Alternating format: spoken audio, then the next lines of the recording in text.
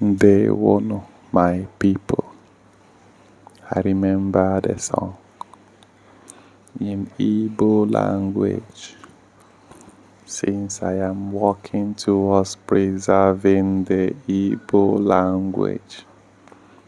Since UNESCO predicted that Igbo language is going extinct, ndị be anyị bịanụ zukọ ọnụ ka anyị kwuo n'okwu gbasara ihe a.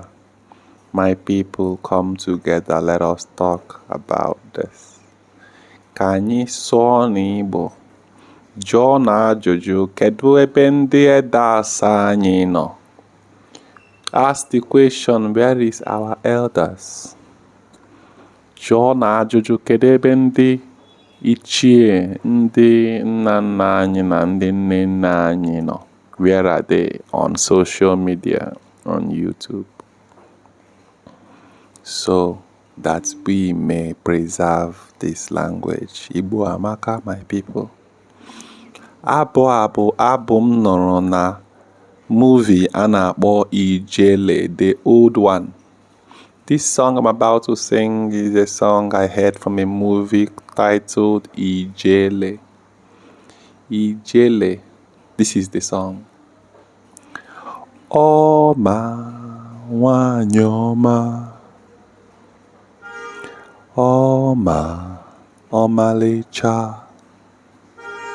atụla ụjọ, chi gị so gị jee, anụ na-enweghị ọdụ, chi ya na-achụrụ ya ijiji. Ọma nwanyị ọma, ọma ọmalịcha, atụla ụjọ, chi gị so gị jee, anụ na-enweghị ọdụ, chi ya na-achụrụ ya ijiji. Ọma nwanyị ọma, ọma, a good woman. Ọma ọmalịcha, ọma, thou art the fairest of all.